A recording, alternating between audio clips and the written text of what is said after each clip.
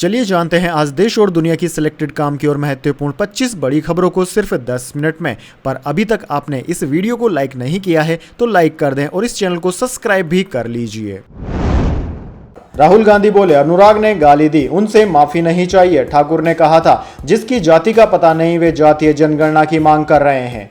जी हां दोस्तों, संसद सत्र के 7वें दिन मंगलवार 30 जुलाई को अग्निवीर और जातिगत जनगणना पर भाजपा सांसद अनुराग ठाकुर, राहुल गांधी और अखिलेश यादव भिड़ गए। अनुराग ठाकुर ने राहुल गांधी का नाम लिए बिना कहा कि आपके बोलने के लिए पर्ची आती है, उधार की बुद्धि से राजनीति नहीं चलती। अनुराग ठाकुर ने फिर कहा, आजकल कुछ लोगों पर जाति जनगणना का भूत सवार है, जिनको जाति का पता नहीं वो जाति जनगणना कराना चाहते हैं। इस पर विपक्ष ने हंगामा शुरू कर दिया। राहुल गांधी ने अनुराग ठाकुर पर गाली देने का आरोप लगाया। अखिलेश भी बोले, कोई किसी की जाति कैसे पूछ सकता है।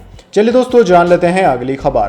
केजरीवाल की गिरफ्तारी के खिलाफ इंडिया का धरना खत्म, दिल्ली समेत 19 राज्यों में प्रदर्शन। आम आदमी पार्टी बोली, दिल्ली सीएम की जान को खतरा है। जी हां दोस्तों, दिल्ली के मुख्यमंत्री अरविंद केजरीवाल की गिरफ्तारी के विरोध में इंडिया ब्लॉक ने जंतर मंतर पर विरोध प्रदर्शन किया। पंजाब, गुजरात, छत्तीसगढ़, पश्चिम बंगाल, तेलंगाना समेत देश के 19 राज्यों में धरना प्रदर्शन हुए। अरविंद केजरीवाल की पत्नी सुनीता केजरीवाल आम आदमी पार्टी के नेताओं सहित वहां मौजूद रही। उन्होंने कहा कि दिल्ली के सीएम अरविंद केजरीवाल की जान को खतरा है। आम आदमी पार्टी ने बीजेपी पर केजरीवाल की हत्या की साजिश रचने का आरोप लगाया है। वहीं दोस्तों, पार्टी ने उनकी मेडिकल रिपोर्ट का हवाला देते हुए दावा किया कि 3 जून से 7 जुलाई के बीच उनका शुगर लेवल 34 बार गिरा। चलिए दोस्तों जान लेते हैं अगली खबर। सीतारमण बोली, मंत्री के हलवा बांटने की परंपरा यूपीए लाई, तब किसी ने नहीं पूछा अफसरों में कितने एससी, एसटी, ओबीसी। वित्त मंत्री का बजट पर जवाब। जी हां दोस्तों, वित्त मंत्री निर्मला सीतारमण ने मंगलवार को बजट पर सांसदों के पूछे गए सवालों का जवाब दिया। उन्होंने कहा कि वित्त मंत्री के हलवा बांटने की परंपरा यूपीए सरकार ने शुरू की थी, तब किसी ने नहीं पूछा कि बजट बनाने वाले अफसरों में एससी, एसटी, ओबीसी कितने हैं। दरअसल दोस्तों, नेता प्रतिपक्ष राहुल गांधी ने लोकसभा में 29 जुलाई को बजट के पहले वित्त मंत्रालय में हलवा सेरेमनी पर सवाल उठाए थे। उस वक्त की फोटो दिखाते हुए पूछा गया था कि इसमें एक भी आदिवासी, दलित या पिछड़ा अफसर नहीं दिख रहा है। 20 अफसरों ने बजट तैयार किया। वित्त मंत्री ने आज 1 घंटा 42 मिनट की स्पीच में महंगाई, किसान, रिजर्वेशन, रोजगार और मुफ्त अनाज स्कीम पर भी अपनी बात रखी। चलिए दोस्तों जान लेते हैं अगली खबर। प्रधानमंत्री सूर्य घर योजना में हर घर को 75,000 रुपए मिलेंगे। मोदी बोले, ये योजना रिवोल्यूशन लेकर आएगी। हमने ग्रीन जॉब सेक्टर के लिए रोड मैप तैयार किया है। जी हां दोस्तों, प्रधानमंत्री नरेंद्र मोदी ने कहा है कि हमने ग्रीन जॉब सेक्टर के लिए एक रोड मैप तैयार किया है। हम ग्रीन हाइड्रोजन, इलेक्ट्रिक व्हीकल जैसे सेक्टर्स को आगे बढ़ा रहे हैं। प्रधानमंत्री सूर्य घर योजना में सरकार एक एक घर को 75,000 रुपए देने वाली है। यह अपने आप में बहुत बड़ा रिवोल्यूशन होने वाला है। प्रधानमंत्री मोदी ने आज 30 जुलाई को दिल्ली के विज्ञान भवन में जर्नी टूवर्ड्स विकसित भारत के उद्घाटन सत्र में यह बातें कही। दोस्तों, सीआईआई ने इसका आयोजन किया था। चलिए दोस्तों जान लेते हैं अगली खबर। संसद में जम्मू कश्मीर का बजट हुआ पास, पिछले साल के मुकाबले 110 करोड़ कम। इंफ्रा और रोड पर फोकस, 370 हटने के बाद 5वां पूर्ण बजट।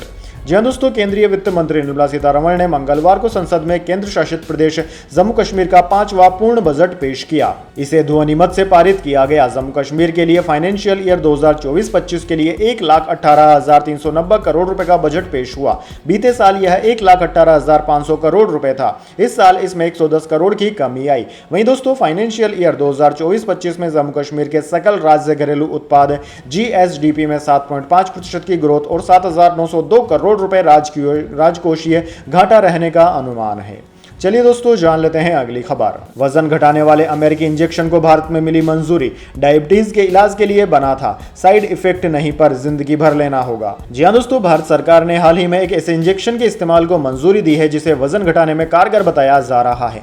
दावा है कि यह मोटापा घटाने के ऑपरेशन यानी कि बेरियाट्रिक सर्जरी का बेहतर विकल्प हो सकता है। दोस्तों, इस इंजेक्शन का नाम माउजारो है। इसे अमेरिकी कंपनी इलाई लिली ने बनाया है। इसमें इस्तेमाल हुई दवा का नाम टिरजेपेटाइड है, जिसे टाइप 2 डायबिटीज के ट्रीटमेंट में इस्तेमाल किया जाता है। दोस्तों, एक्सपर्ट्स का अनुमान है कि यह 72 हफ्तों में मोटापे को 20.9% तक कम कर सकता है।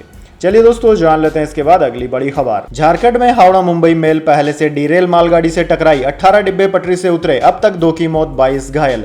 जी हां दोस्तों, झारखंड के जमशेदपुर में मंगलवार सुबह 3:43 पर 12-810 मुंबई हावड़ा मेल पहले से डीरेल हुई मालगाड़ी से टकरा गई। घटना के बाद मेल की 18 बोगियां पटरी से उतर गई। हादसे में 2 लोगों की मौत हो गई है, जबकि 22 घायल बताए जा रहे हैं। इनमें 4 रेलवे के कर्मचारी भी शामिल हैं। वहीं दोस्तों घायलों का इलाज चक्रधरपुर रेलवे अस्पताल में चल रहा है। पैसेंजर ट्रेन का इंजन डिरेल हुई मालगाड़ी की बोगी से टकराया। इसके बाद ट्रेन के 18 डिब्बे पटरी से नीचे उतर गए। दोस्तों रेलवे ने मृतकों के परिजनों को 10-10 लाख रुपए का मुआवजा देने का ऐलान किया है। वहीं गंभीर रूप से घायल 6 यात्रियों को 5-5 लाख रुपए का मुआवजा दिया जाएगा। चलिए दोस्तों जान लेते हैं अगली खबर। वित्त मंत्री का बजट पर जवाब, बोली किसी राज्य का नाम नहीं लिया तो इसका मतलब ये नहीं है कि उसे पैसा नहीं मिला।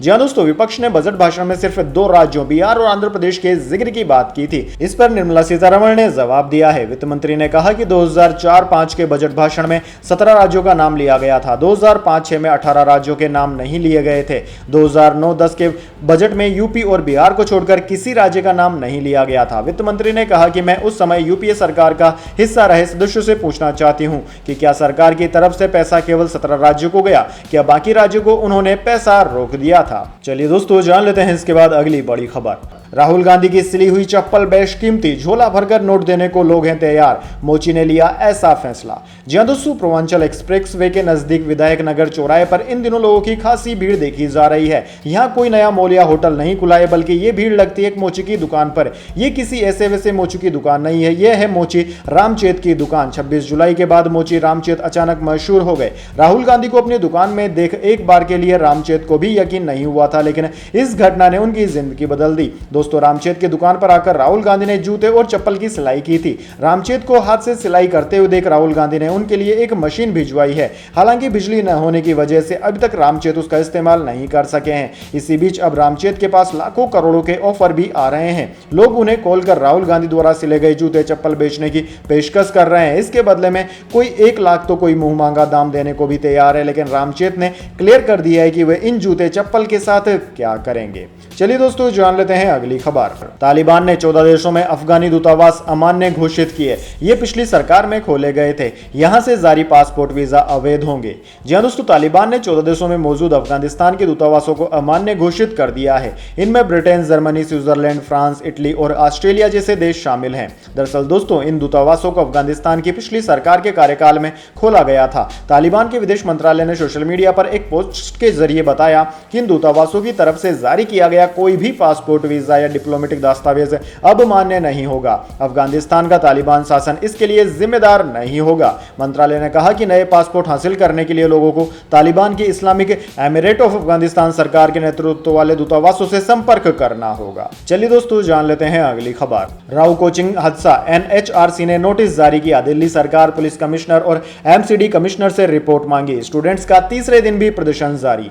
जी हां दोस्तों, दिल्ली के राव आईएएस कोचिंग सेंटर के बेसमेंट हादसे पर राष्ट्रीय मानवाधिकार आयोग एनएचआरसी ने दिल्ली सरकार, दिल्ली पुलिस और एमसीडी कमिश्नर को नोटिस जारी किया है। आयोग ने 14 दिन के अंदर डिटेल रिपोर्ट मांगी है। साथ ही मुख्य सचिव को निर्देश दिया है कि राज्य में नियमों का उल्लंघन करने वाले सभी कोचिंग सेंटर्स का पता लगाया जाए। दूसरी तरफ हादसे के तीसरे दिन भी सिविल सेवा अभ्यर्थियों और स्थानीय लोगों ने राव आईएएस कोचिंग सेंटर के बाहर अपना विरोध प्रदर्शन जारी रखा। राव आईएएस स्टडी सर्किल के एक अभ्यर्थी ने कहा कि बेसमेंट में कोई बायोमेट्रिक लॉक सिस्टम ही नहीं था। वहां 2 दरवाजे थे, एक शाम 6 बजे बंद हो जाता था। दरअसल हादसे वाले दिन से ही दावा किया जा रहा है कि बायोमेट्रिक लॉक खराब होने के कारण ही स्टूडेंट्स बेसमेंट में फंस गए थे।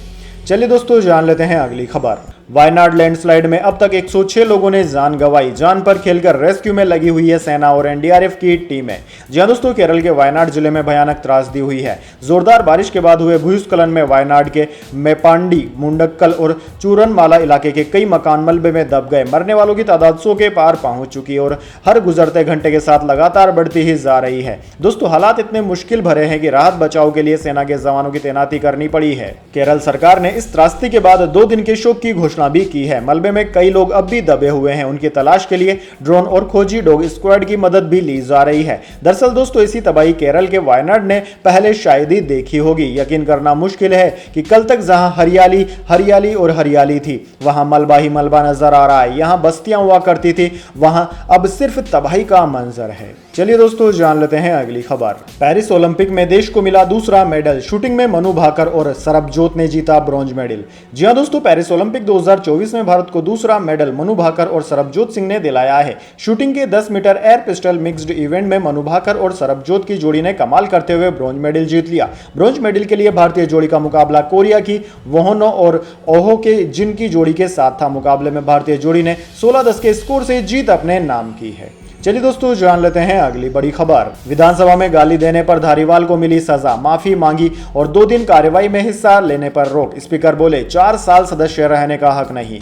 जी हां दोस्तों, राजस्थान विधानसभा में यूडीएच की अनुदान मांगों पर बहस के दौरान गाली देने के मामले में मंगलवार को शांति धारीवाल ने सदन में माफी मांग ली। माफी के बाद स्पीकर वासुदेव देवनानी ने व्यवस्था देते हुए धारीवाल को 2 दिन सदन की कार्रवाई में हिस्सा नहीं लेने की सजा दी। स्पीकर ने धारीवाल से कहा कि आज और कल आप विधानसभा तो आएंगे, लेकिन सदन की कार्रवाई में हिस्सा नहीं लेंगे। मैं तो चाहता था कि जिस तरह का आचरण था, 4 साल तक सदन के सदस्य रहने का हक नहीं था। आपके दल के सदस्यों के आग्रह और माफी के बाद मैंने फैसला किया है।